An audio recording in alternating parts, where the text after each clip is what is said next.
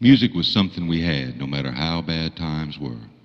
I lived too far away to go to school, so I never did. I can remember not having shoes and not having food, but we wasn't dead. I started out as a full-grown man, not weighing much more than 90 pounds. But I had fingers that could move the strings on a cigar box banjo. Oh, they could, and make you believe you knew how to dance. God did that for me. He showed me that anything could make music and be a good reason for living.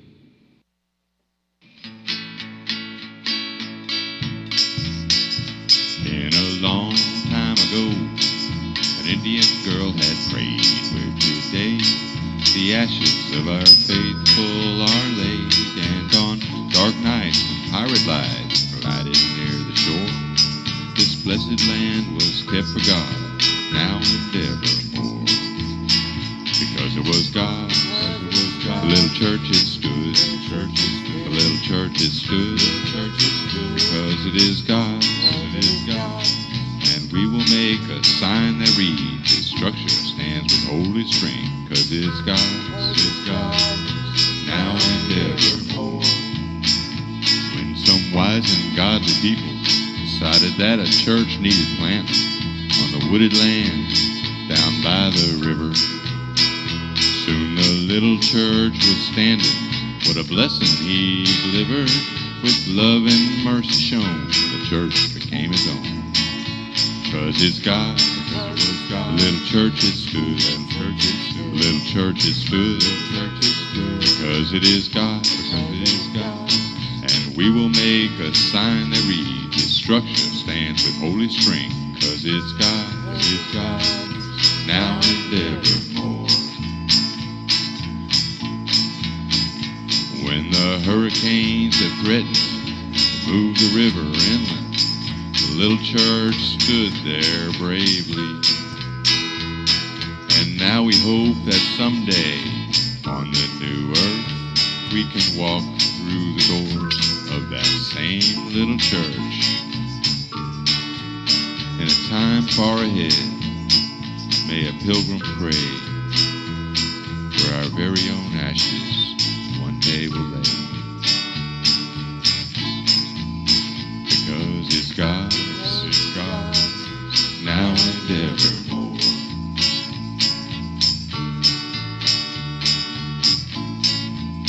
Because it's God, now and evermore.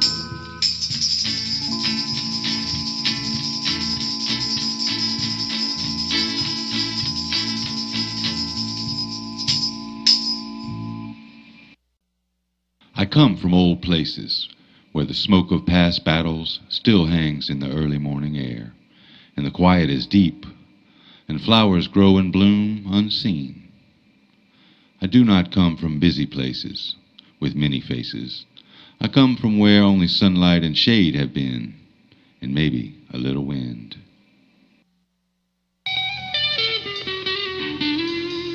Sweeping the land with her hand, the wind is servant to the gray day.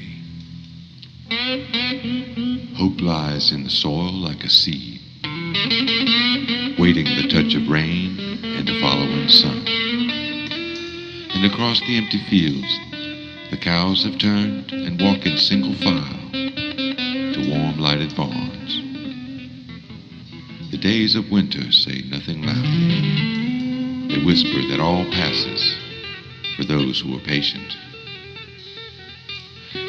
In the fields, as far as I can see, there is the sky, blue or white or black, wind-swept, cloud-filled, and star-jammed, with one edge on my yesterday and another on tomorrow. The same sky I was born to, the same sky I will die to, in the fields.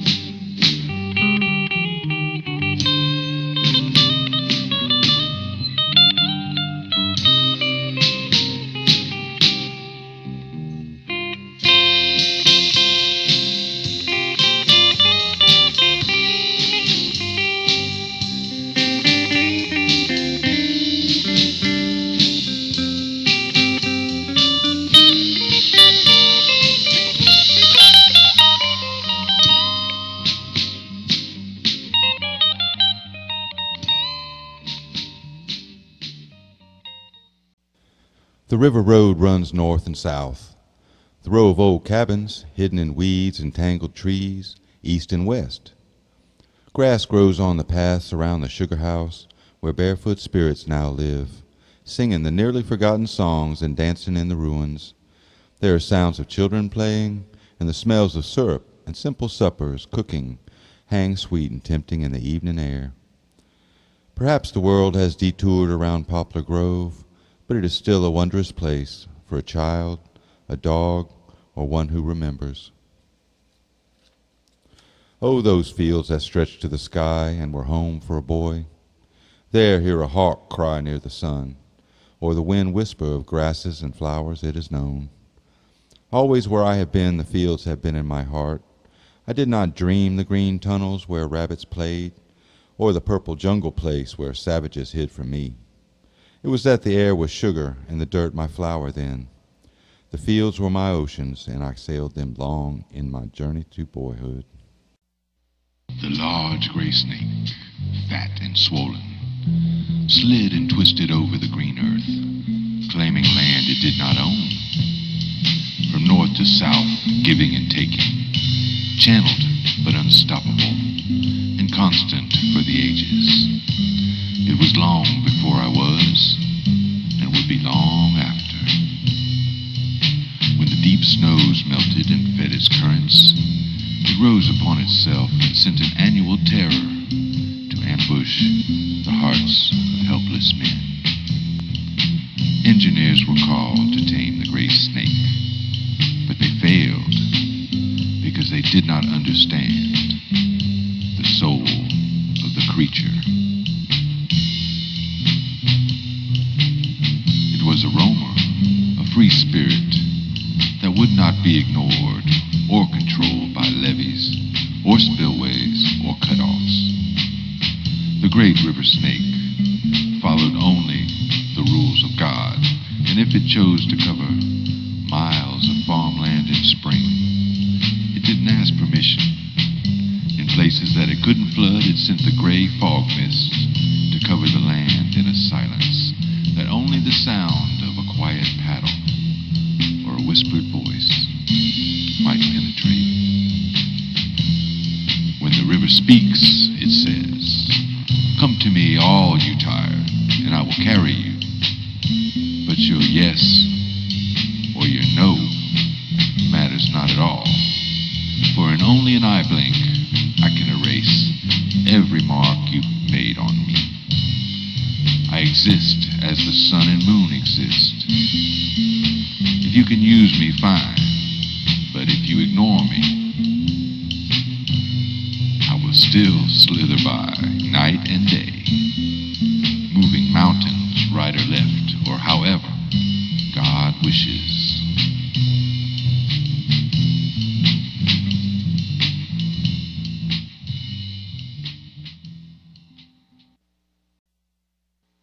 It is the silence of the place that stays with those who come and do not hurry. Nature rules here, in river, marsh, and sky. We have borrowed the land a while for our thunder and fire, but long before and after, great cloud ships sail quietly by, and winds whisper the thoughts of God. Some winter days, the wind blew strong over the bare fields where jungles of cane had grown all summer. I was there as a boy, standing still to listen to its high and low moanings as it strummed the telephone lines. I tried to imitate its sounds, but couldn't. So I asked the wind my questions, and it raced from me and drew my eyes to the line where earth met sky. And I only knew that someday, someplace, on some distant horizon, the answers to my questions waited for me. Piled high, almost to the clouds, useless to others, priceless to me.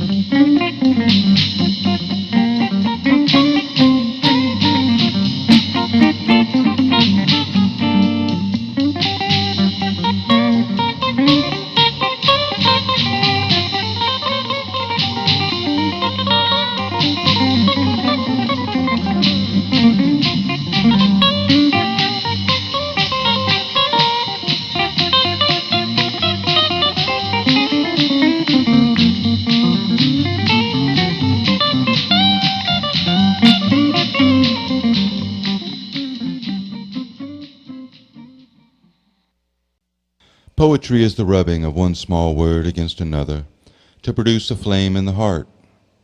It is the slicing and dicing of thoughts into words, small enough and plain enough to be swallowed and digested.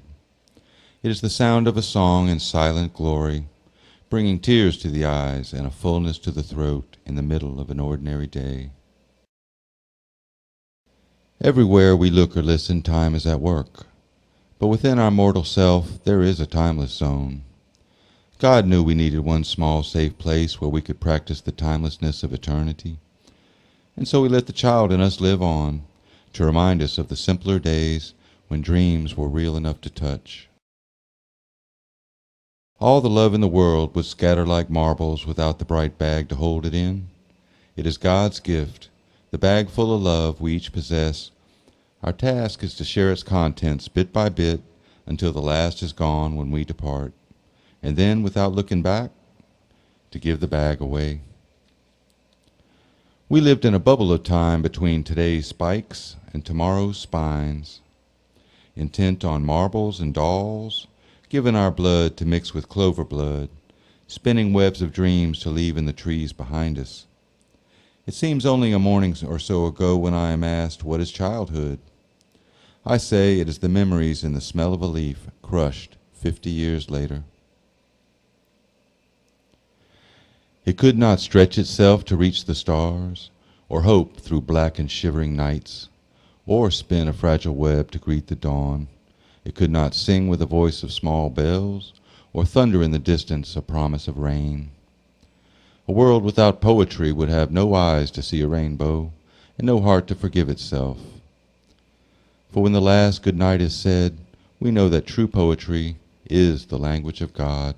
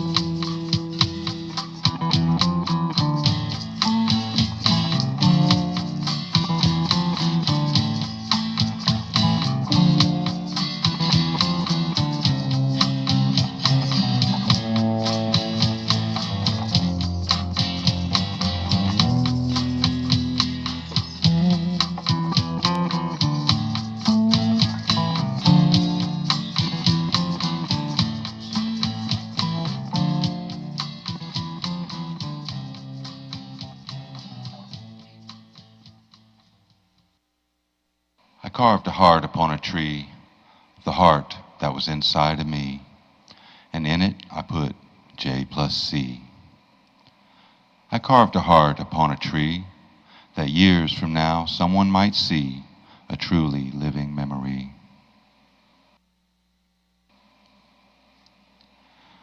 Somewhere the heather grows fair for my girl, in a corner of Scotland's part of the world.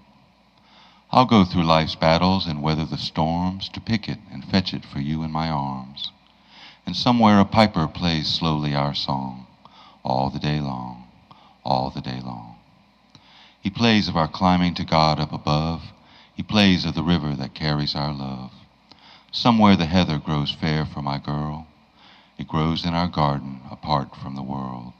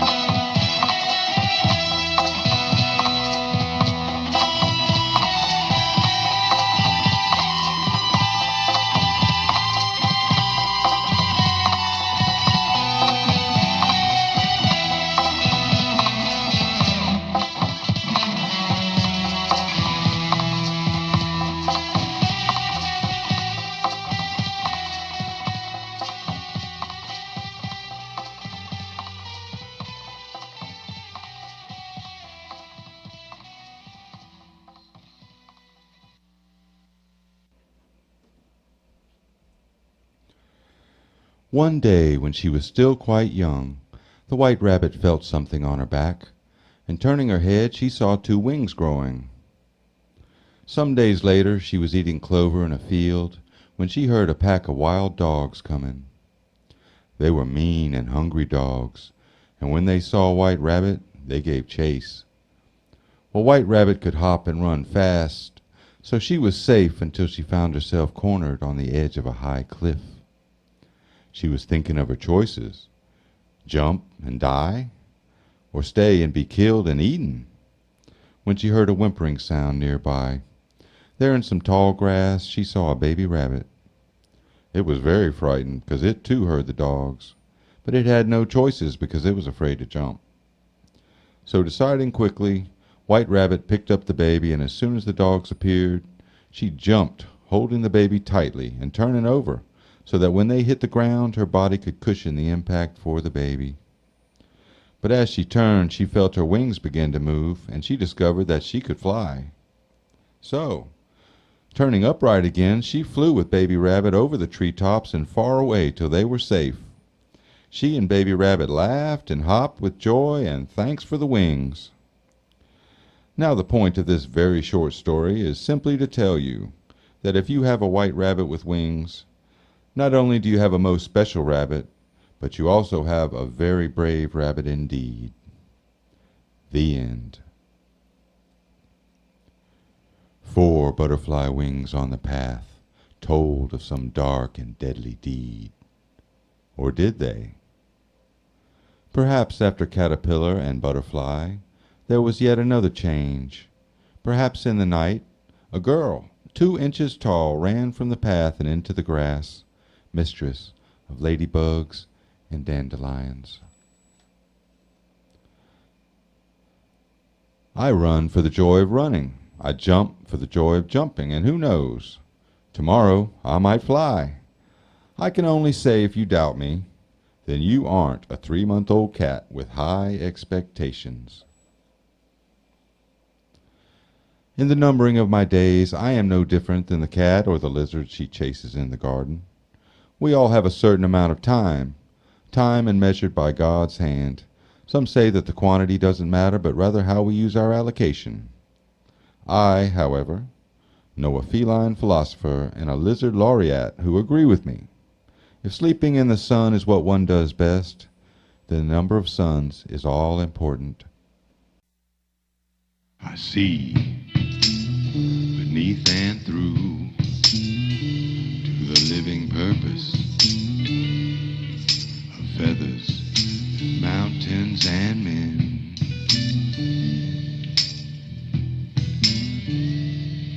I hear with fear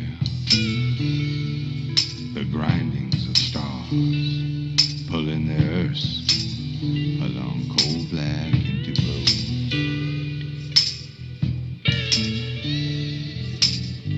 I touch a small hand and feel the heartbeat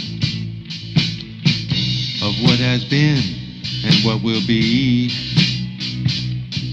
I see, I hear, I touch and feel, I smell, I taste, I hope, and I rejoice. It's the song of man.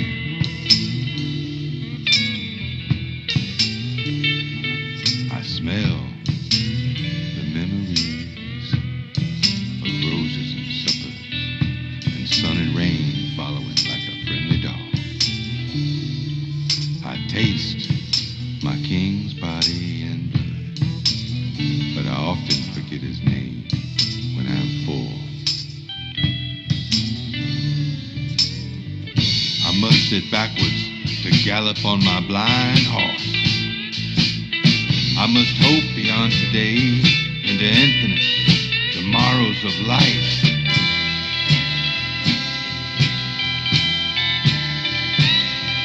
I see, I hear, I touch and feel, I smell, I taste, I hope, and I rejoice.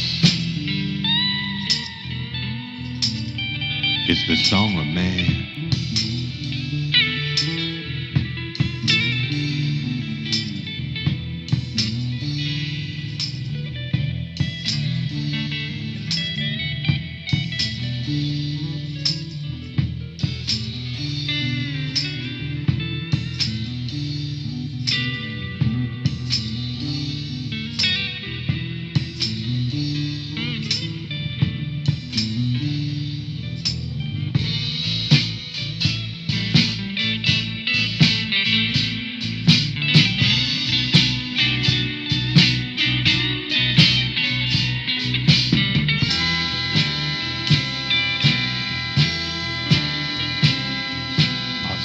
see, I hear, I touch and feel, I smell, I taste, I hope, and I rejoice. Even with all I am not. My lyrics come from God.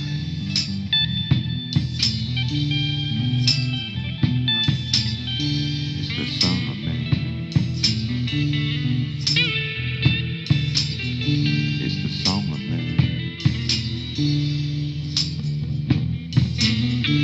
It's the song of man.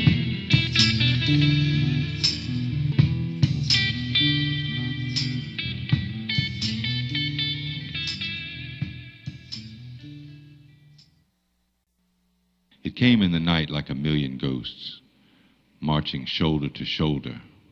Suddenly we were blind and afraid of muffled sounds that might be near or far. The fog was a host of silent spirits that hushed the songs of birds and frogs. It embraced all things and made me want to cry, I am here, I am here.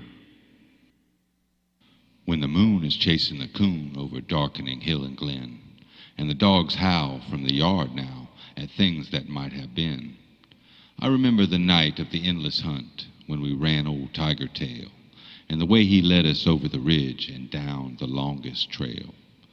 We started as soon as the sun had set, old Jake and Bess and I, and we got to the woods as the stars turned on in the frosty evening sky. Old Jake led out at an easy pace, and I followed for a while, till I saw that Bess had reached him with her own more patient style. A pair they were as they sniffed along by the side of the silver stream, and I felt as though they were shadow hounds in the early part of a dream.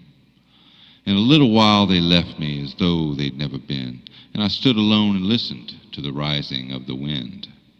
Then out of the night a sound came that pierced me to the bone. No, it wasn't the sound of a panther, but I wished I wasn't alone. At first it was a woman's cry, or so it seemed to me. Then gnashing, thrashing, crashing noise was all there seemed to be. It took a moment to decide if I'd go see or not. Old Jake and Bess might need me, so I broke into a trot. But long before I reached them, they howled the chase was on, so I settled back and rested by the side of an ancient barn.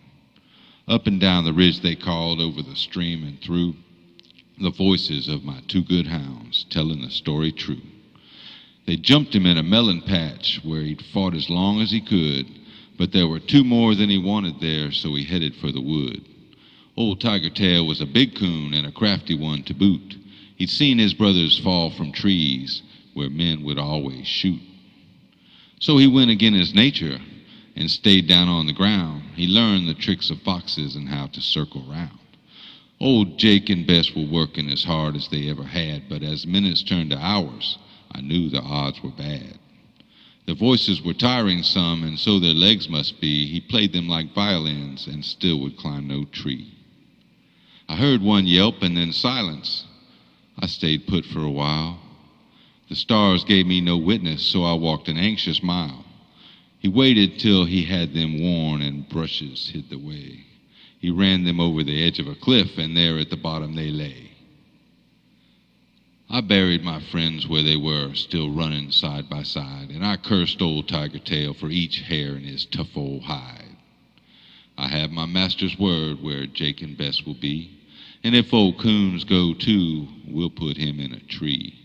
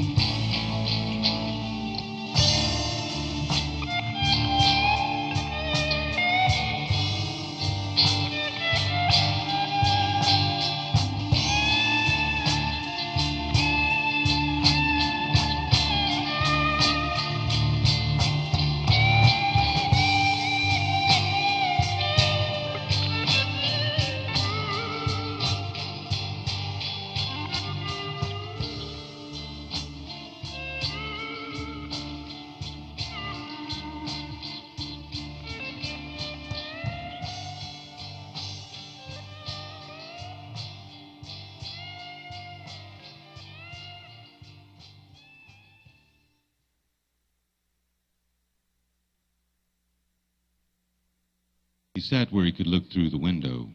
Behind him, his world was changing as family gathered where his wife lay in final sleep. Through the window, he saw the fields they had worked together in the early days. He saw the trees they'd planted and named before the children came. He heard himself being called from the other room, but could not respond because his spirit was beyond the window, where two yellow butterflies danced in the rose bushes she loved so much. It was an ordinary day for the boy inside. He woke, he ate, he read, he swept the porch, he ate, and he napped. Then he walked to the store and back, he had supper, and then at sunset there was a breeze, so he took out the kite he'd been saving. After all, it was his 83rd birthday, and the boy inside couldn't be denied. It is only a matter of time before the flower wilts, the holiday ends, and the child grows old. But God be praised, it is only a matter of time before the faithful unite in the glory of heaven, and our tears are dried and pain is no more. There is music most beautiful, most lasting and holy. It is not composed or played or sung. Heard in dreams and on cold, clear mornings, when the earth is young again.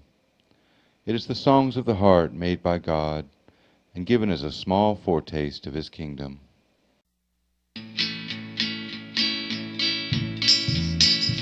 In a long time ago, an Indian girl had prayed where today the ashes of our faithful are laid, and on dark nights when pirate lights glided near the shore, this blessed land was kept for God, now and evermore. Because it was God, the little church it stood, the little church it stood, because it is God, and we will make a sign that reads, His structure stands with holy strength, because it's God, now and evermore. When some wise and godly people decided that a church needed planted on the wooded land down by the river, soon the little church was standing. What a blessing He delivered. With love and mercy shown, the church became His own. 'Cause it's God, the little church it stood, the little church it stood, because it is God, and we will make a sign that reads, His structure stands with holy strength, 'cause it's God, now and evermore. When the hurricanes that threatened to move the river inland, the little church stood there bravely.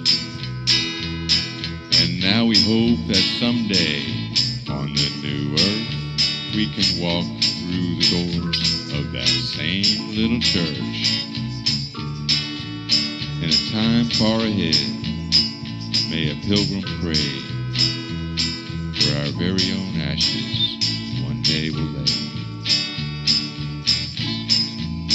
Because it's God, now and evermore.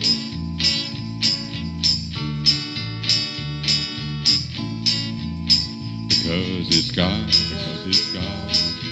now and evermore.